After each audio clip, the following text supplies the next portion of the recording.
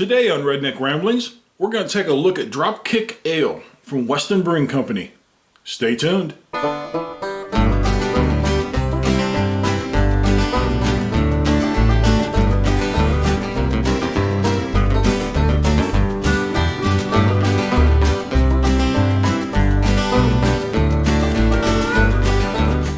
Howdy, welcome to Redneck Ramblings. Today we've got Dropkick Ale from Weston Brewing Company. Now before this I've never had anything from them. They got a really cool logo on their can. Apparently they actually did have a mascot made for this beer. I haven't seen it in person. I've seen pictures of it on the internet. They do list it as a handcrafted ale. And cheers. That is the back side of the can if you are interested. The ABV on this is unknown. They do not list it on their website. It is not listed on the can. And I personally thought that was a requirement to sell it, but I'm guessing it is not because they don't list it. Let's get a little pour here. Take a look at this head. Oh yeah. Look at the head on that beer. Now as far as the quality of beer, I've said this before, but I'll say it again because it deserves being repeated. The head on the beer doesn't have a direct relationship to the quality of a beer. I personally like a beer with a nice head, real big head on it. But that's just my personal preference. I've had some very, very good beers with almost flat head. They don't hold a head real well, but that's all right. So the head on the beer is more of a visual thing. It's part of the overall package that a beer offers you, and your vision and your smell really do help determine whether or not you like something. A lot of times you'll actually like something by the looks of it or the smell of it before you even eat it, and you'll see that a lot with food. But check out that color. Real pretty color. It is not clear. Not expecting a light beer at all. This is not a light beer. They don't list it as a light beer. And going by the color of it, I don't expect a light beer here. But I am really thirsty at the moment.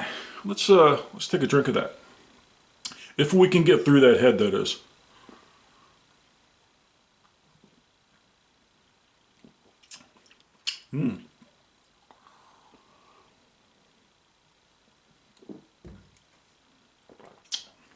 Wow, that's good. Now, it is an ale, and it has the typical beer taste. Little hops, not a lot of hops at all. There is nothing in this beer that is sharp or detracting from drinking it. It's a very good drinking beer. I mean, you could slam these pretty easily. That being said.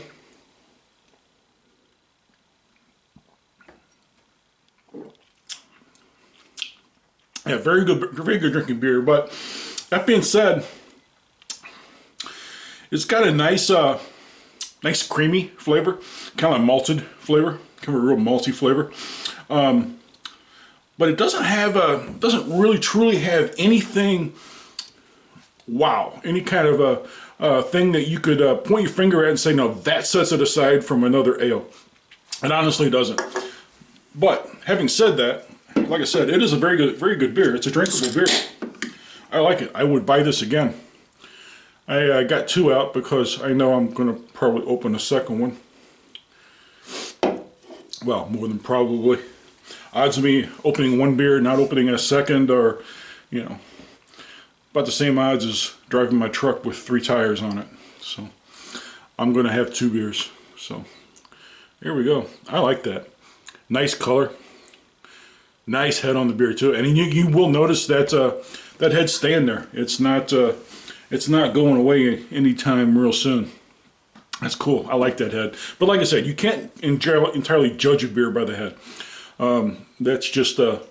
That's more of a visual effect for the beer than it is for flavor or for taste. It's a personal preference type thing. I like a beer with a nice head on it.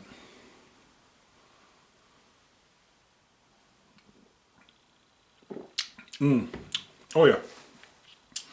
Smooth. It's kind of got that malty creamy flavor to it. Little hops, you can taste a little bit of the bitter in it, but there is no negative flavor in this beer at all. At the same time, like I said once before, there's no real thing in this beer I'm picking up that sets it aside really from a lot of other ales that I've had. It's a very good beer, very drinkable beer. I'm going to finish this and probably have one or two more of these. So it isn't advised.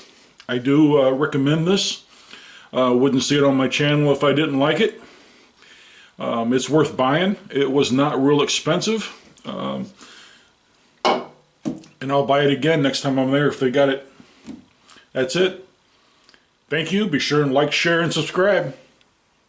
Have a good night.